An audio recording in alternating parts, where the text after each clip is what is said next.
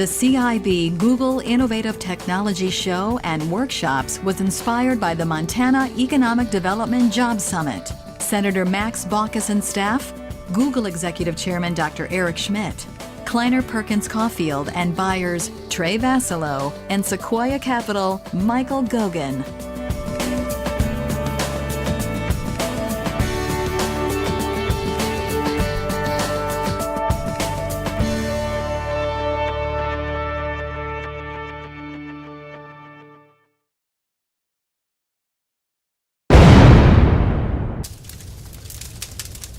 Hello and welcome to the Google Innovative Technology Show. I'm your host, Rasta K Walid, aka Ras Douglas, Montana Master Electrician, Unlimited Electrical Contractor, Registered Contractor, Independent Contractor, and CEO and co-founder of the Contractors Information Bureau. The GIT show was inspired by Senator Max Baucus and staff, Google Executive Chairman Dr. Eric Schmidt, Kleiner Perkins Caulfield and buyer Trey Vassalo, Sequoia Capital Mike Gogan, Liz Marquis, Angel Investor, and Jim O'Donnell, Tech Ranch Executive Director. And of course, the 45,000 Montana construction contractor trades licensed and registered in Montana. Contractors Information Bureau's participation in the 6th Annual Montana Economic Development Job Summit in Butte. What a wonderful show. Google was there, PayPal, Facebook, Boeing, Conoco, Oracle, FedEx, Delta, Ford, Hewlett-Packard, and a whole gang of entrepreneurs looking for valuable information on high-tech startups, fast-growing companies, but most of all, the main discussion was innovation and networks. How does Montana compete with the global market economy? And it's only by innovation. Enjoy the show. Thank you, John. Thanks so much. It says, I think I'm but superfluous right now. I'm supposed to introduce someone whom you've all Googled and know all about already, and even more than I know. My wife, Mel, just got off the phone, literally just 5 minutes with her. She's trying to get back to Washington, D.C. She's on Salt Lake Airport. And she said, well, I'll just find out about the conference. I'll just go to my Google alert, MontanaJobSummit.com. I'll find out what's going on. I says, well, be careful. We're just flooded with stories. If you go to your Google alert, there are just so many stories. It's almost impossible to catch up. And that's because of all of you. You've really made this summit work. That's super. It's really terrific. I'll keep this short. You want to hear from Eric. He said something pretty interesting, I thought, about an hour ago. Basically, the business model that really works in creating jobs is basically startups, small businesses who grow fast. And he had lots of ideas in how you do that. I get the capital and marketing and online and so forth. It's just listening to him. We've been to several sessions the last hour here. You want to get inside that mind. His mind is just wired different too. He's just so smart. It's just so much fun. All of us have a little bit of propeller head in us. When I listen to him, so my propeller starts twirling pretty fast. So anyway, big round of applause for Google Executive Chairman Eric Schmidt.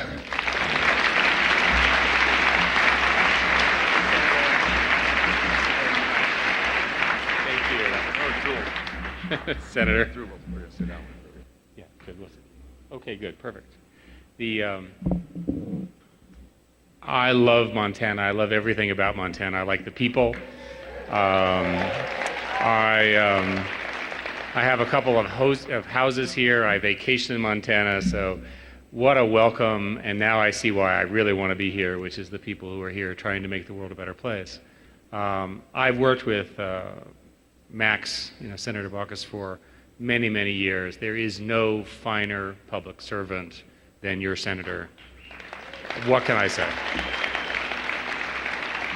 So, speaking here to be honest, what I really want to do is talk about economics.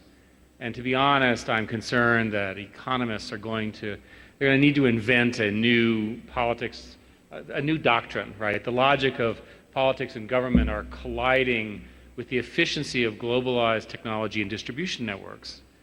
And we thought they're disrupting everything that we thought about growing local economies, right? By the way, Montana economy seems to be beating the national averages. Congratulations. Statewide unemployment is less than 6%.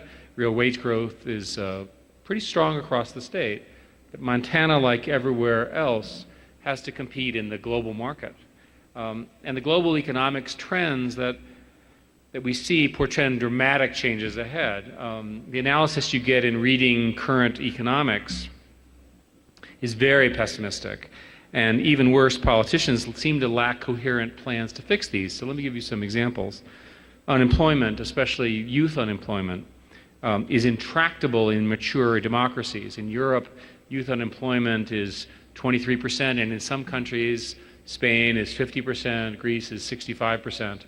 And not much else seems to be working. Now, in the US, things are somewhat better, but still bad. Less than 60% of Americans now have a job, and youth unemployment is at 16%. You only have to look at Japan, right, to see what happens in a society when youth unemployment becomes the norm. You have a lost generation. And second, globalization is leading to a hollowing out of stable middle-class jobs, certainly in the US and in Europe. While high and low-skilled jobs are doing fine, right, the jobs in the middle skill range, which a lot of our citizens here are in, have fallen over the last 15 years due to globalization.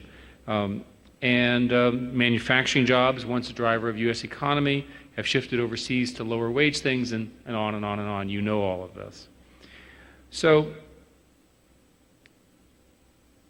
I've got a couple of examples of sort of new models of work. Odesk and Elance are online employers, right? So they're interesting. People are flocking to them. They claim to employ over 4 million coders, web designers, marketing professionals, and other workers between them. Odesk says that their contractors worked 8.5 million hours.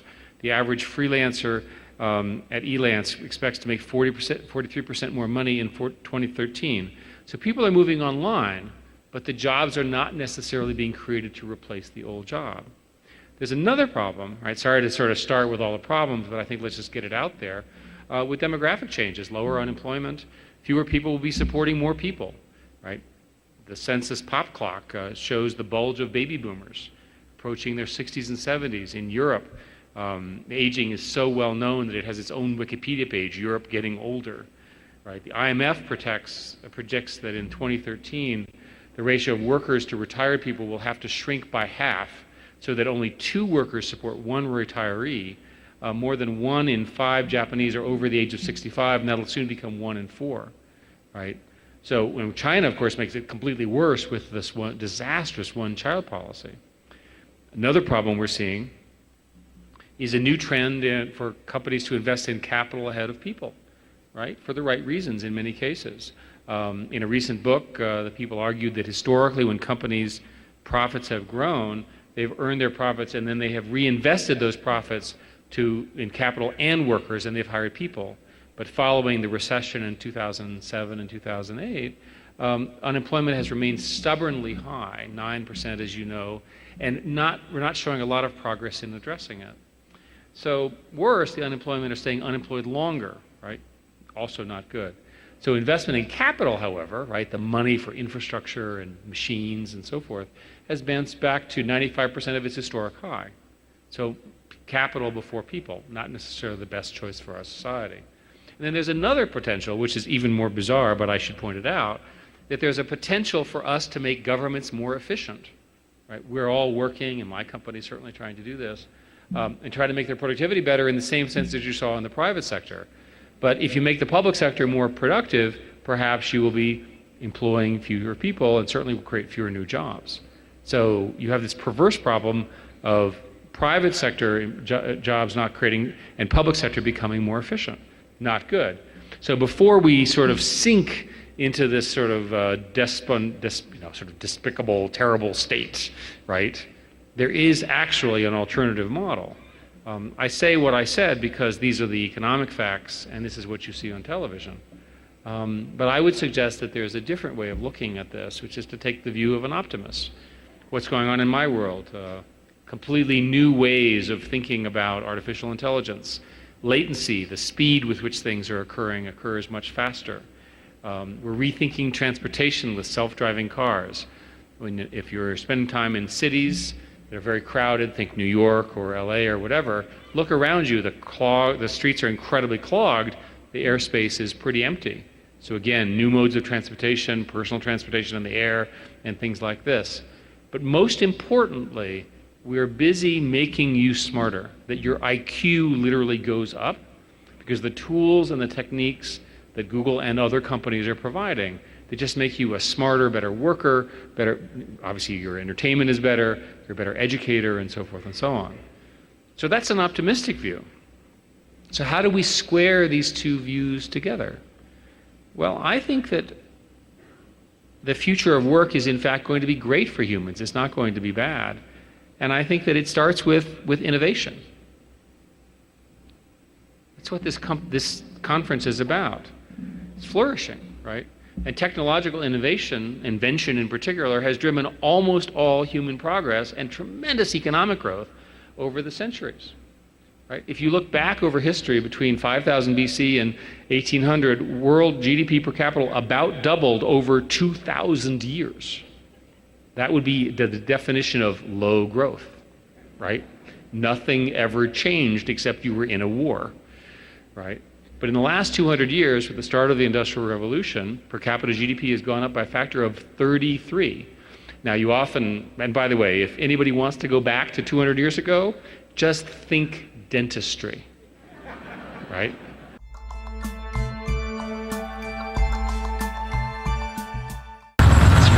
Hi, I'm Ras Douglas with the Montana Contractors Information Bureau, and I'm here to talk briefly about the Construction Industry Disposition 2015. 30% of our workforce left Montana and left the industry in 2007 in the beginning of the recession to find employment and other things elsewhere to feed their families here in Montana and outside of Montana. Fortunately, according to the Montana's GDP for all of the industries, the construction industry is the fastest growing industry in Montana. Of course, that information can be verified by the Montana Department of Labor and the Industries for the financial data.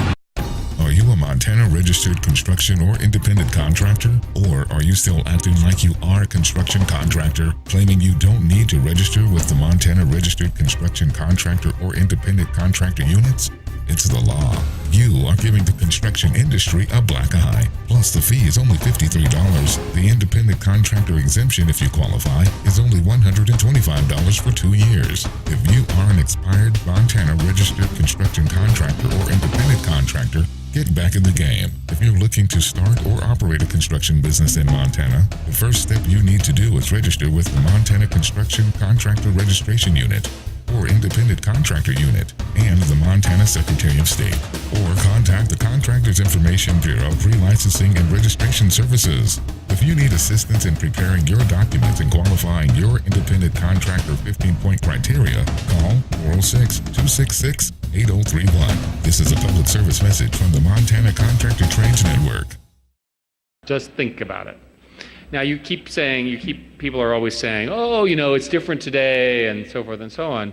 The technology is reducing the need for human unemployment, but that's not just borne out by the facts. Over the course of this last day, you've had a chance to hear from shining examples, right, of what a friend of mine, Hal Varians, calls micro multinationals right here in Montana. Right? In fact, I just met with a whole bunch. These are people who are based in Montana who think that their market is the globe. They didn't even start with the country. Right? This is exactly the kind of thinking that I want to see. And these successes, you don't have to be just a city or a state. You don't need to be a tech hub. You can actually use the technology where you are, right? With a combination of broadband, which you all need to improve, especially for rural areas, especially for people who are sort of far from the cities here in Montana. But even small companies in remote parts of the web are using the web to grow. I mean, that's how profound this is. And as these small micronationals grow, they raise local demand in Montana for other jobs, right? So there's an Italian economist whose name is Enrico Moretti, who's found that for each high-tech job, 5 additional jobs are created outside the high-tech center in the city or the town, both in skilled occupation, these are lawyers and teachers, nurses, but also unskilled ones, waiters, hairdressers, what have you. And second, technology will continue not just to create more jobs, but better jobs. Imagine a 19th century worker or even an early 20th century office worker walking into the office of a Silicon Valley office today. They didn't do any of the instant access to communication, they didn't use computers and so forth, the writing of code. It's always hard for us to imagine the big changes that will come because of the infrastructure that we're building here, right? Because our minds are linear, we sort of extrapolate from what we've seen. But the history in my industry, and I think in others that are disruptive, is literally it changes everything, right? When was the last time you didn't take your cell phone to a meeting? 1990, because that's when they were invented, right? You forget you were alive then, okay? You get the idea. But there's no reason to suppose that what we describe as work today will be the primary form of work tomorrow. The changes that we're seeing now are really about the rise of network power and the rise of computing. Network intelligence brings many, many things, and computers get much, much better at answering general questions. We say general task intelligence increases alongside task-specific intelligence, how we describe it. So this notion of smart computers can seem sexy because we think of computing as creating a reduction of labor. And sometimes, of course, it does. But more often, it's a collaboration of labor, right? You and the computer doing something together, you being more productive.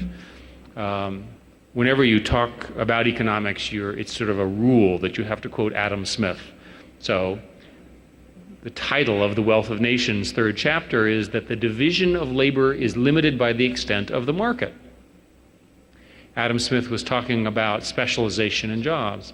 But the core issue, he's still right, that the core issue of globalization is there's no other planet that we can go conquer, right? We can't go create the job somewhere else and move the unemployed to that planet.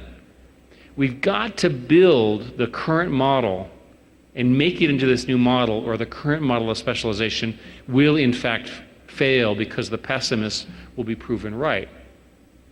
And the current model will produce lagging returns. Now, so computers accelerate the development of these specialized skills, right? The sort of the creativity that you're describing, to the point that future computers might be able to help a person better explain our best talent, right? And future networks may have as members the people who have that talent. In other words, detection of talent becomes a computing problem. The computer can say, these people really are better.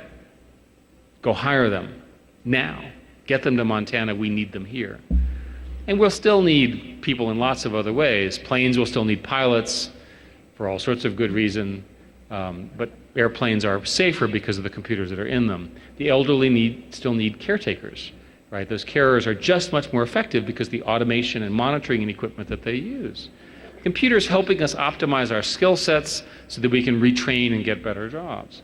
And I think this is incredibly important. Technology and innovation can help reverse the decades of ever longer and harder work that's placing such a strain on families and in particular young moms today. So when I look at this, I say that the knowledge economy has led to longer work hours in much of the developed world, and some say has reduced to human connectedness by putting us in front of screens rather than other people. My prediction is that the knowledge economy is likely to be replaced by